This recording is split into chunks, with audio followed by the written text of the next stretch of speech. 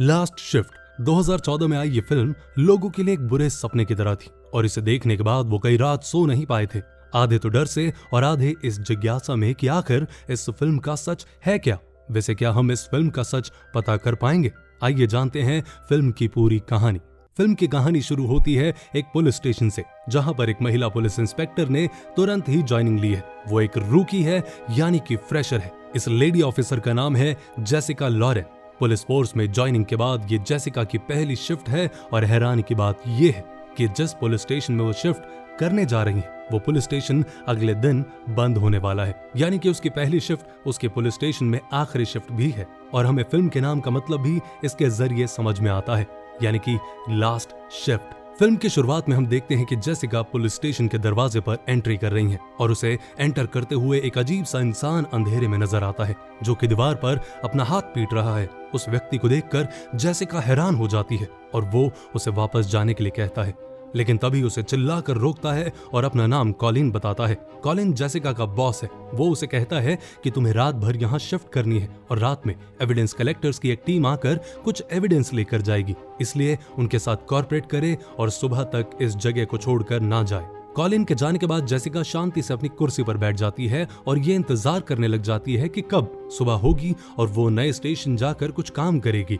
और तभी उसके पास एक फोन कॉल आता है। ये कॉल एक मोनिका नाम की लड़की का है जो कि एक जाल में फंस गई है और तुरंत जेसिका से मदद चाहती है। हालांकि जेसिका ये समझ नहीं पाती कि जब इस स्टेशन की फोन लाइन पुराने स्टेशन चली गई है तो आखिर ये मदद का फोन आया कैसे।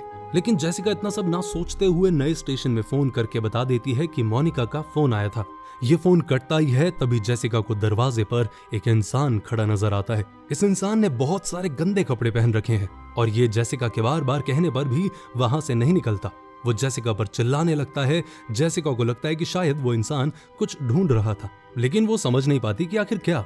जेसिका उस व्यक्ति को बाहर भेज देती है और लॉकर रूम से निकलने लगती है। तभी जेसिका को एक तस्वीर नजर आती है।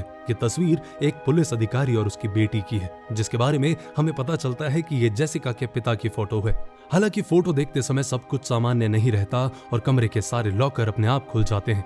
वो उसके बाद अपने चैम्बर में फिर से जाती हैं, जहां जाकर उनका फोन बजता है और वो ये देखती हैं कि मोनिका ने उसे फिर से मदद के लिए फोन किया है। हालांकि वो मोनिका की मदद तो करना चाहती हैं, लेकिन वो ये नहीं जान पा रही कि आखिर बार बार फोन उसे कैसे आ जा रहा है। उसके बाद वो नए स्टेशन में फोन करके इस बारे में बता देती है।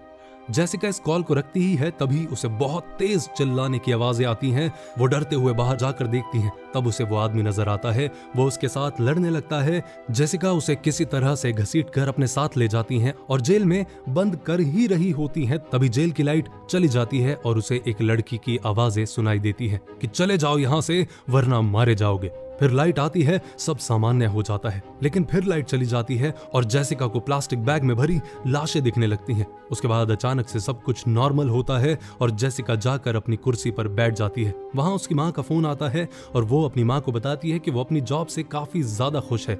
ये फोन रखते ही जेसिका को पुलिस स्टेशन के दरवाजे पर किसी की आवाज आती है। वो पता करती है और यह पाती है कि दरवाजे पर एक लड़की खड़ी है। ये लड़की अब अचानक आधी रात को यहाँ कैसे आई, इस बारे में किसी को नहीं पता। मैरीगोल्ड नाम की ये लड़की जेसिका को बताती है कि ये पुलिस स्टेशन हॉन्टेड है, इसलिए इसे खाली किया जा रहा है। वो स्मोक करते हुए बड़े ही आराम से कहती है कि यहाँ 3 लोगों ने पिछले साल सुसाइड किया है, जो कि एक कल्ट के मेंबर थे। इसके बाद जेसिका समझ जाती है कि आखिर माजरा है क्या।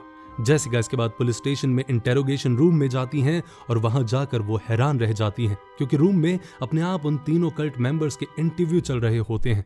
आप ये सोच रहे होंगे कि कल्ट क्या है, तो कल्ट उन संगठनों को कहा जाता है जो कि रूढ़िवादी होते हैं। जेसिका सबसे पहले इंटरव्यू देखती है उस ग्रुप के लीडर जॉन माइकल पाइमॉन का, जो कि ये कह रहा है कि वो जो कर रहा है वो पूरी तरह से सही है, बल्कि लोगों को मारना उन्हें उनकी गलतियों के लिए सजा देने जैसा है, जो कि पूरी तरह से सही है। हालांकि ये सब यही नहीं रुकता।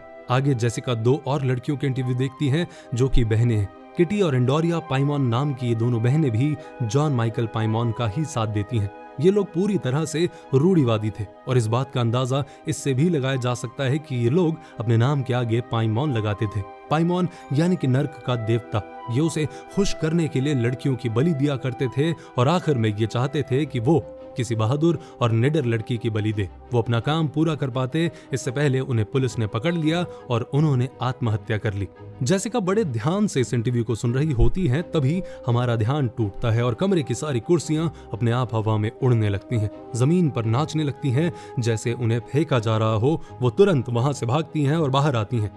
गेट पर पहुंचते ही उसे एक पुलिस ऑफिसर दिखता है। जेसिका को लगता है कि शायद ये भी रूकी है। वो उस पुलिस ऑफिसर को अंदर आने देती हैं और अंदर आकर वो पुलिस वाला बताता है कि वो जेसिका के पिता के साथ काम कर चुका है।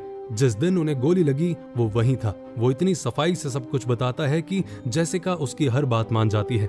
जेसिका से बात करके वो जाने लगता है।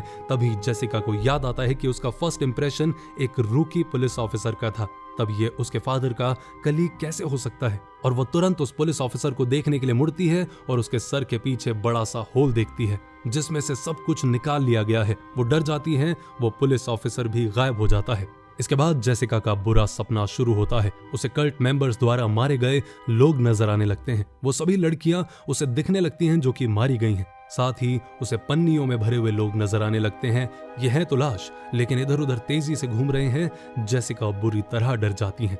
तभी उसे आहट होती है और उसे लगता है कि शायद कोई आसपास है। वो देखती है कि एक लड़की सामने से गुजर रही है। वो लड़की का पीछा करती है और अचानक उसके सर पर किसी चीज से वार किया जाता है। वार के कारण वो बेहोश हो जाती है और जब उसकी आंख खुलती है तब वो खुद को एक कमरे में पाती है जहां वो लड़की उसे कह रही है कि तुम बुरी हो, उसे तुम्हें नहीं चुनना चाहिए था। इस पॉइंट पर हमें यह पता चलता है कि जॉन माइकल ने जेसिका को निडर लड़की की बलि के रूप में चुना है। वो लड़की इतना कहकर खुद को शूट कर लेती है और नीचे गिर जाती है। नीचे जेसिका को नजर आता है कि एक चलती फिरती लाश मौजूद है। वो डर कर भागती है लेकिन इसका कोई फायदा नहीं होता। जेसिका अपनी जान छुड़ाकर वहां से भागती है और अपने चैम्बर में पहुंचती है। वो पूरी तरह से फ्रस्ट्रेटेड है और वहां से किसी तरह से भागना चाहती हैं। वो दरवाजे पर शूट करती है। तभी उसे किसी का फोन आता है। ये फोन है जेसिका के फादर का।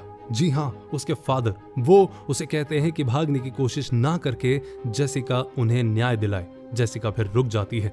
जेसिका को तभी अचानक याद आता है कि स्टेशन में वो अकेली नहीं है। वो भागकर सेल में कैद किए हुए कैदी के पास जाती है। वो वहां पर उसकी हर कमांड मानने लगता है जिस पर जेसिका को शक होता है और वो उसे पलट कर देखती हैं और पाती हैं कि आदमी मर चुका है। दरअसल ये कल्ट से जुड़ी एक लड़की का पिता था और उस लड़की ने इसके बुरे कामों के लिए बदला लेने के लिए उसे मार दिया। जेसिका सेल में वापस जाती हैं और जेसिका साक्षात जॉन पाइमॉन, किटी और एंडोरिया पाइमॉन को देखती है। वो भागकर वापस आती है और फटाफट अपने सीनियर ऑफिसर कॉलिन को कॉल करती है। वो उसे बताती है कि उसे तुरंत यहाँ से रेस्क्यू किया जाए। वो शिफ्ट नहीं करना चाहती, लेकिन कॉलिन न जाने क्यों उसे धमकी देते हैं कि अगर शिफ्ट कंटिन्यू नहीं की तो तुम्हें फायर कर दिया जाएगा। जेसिका शिफ्ट कंटिन्यू रखती है।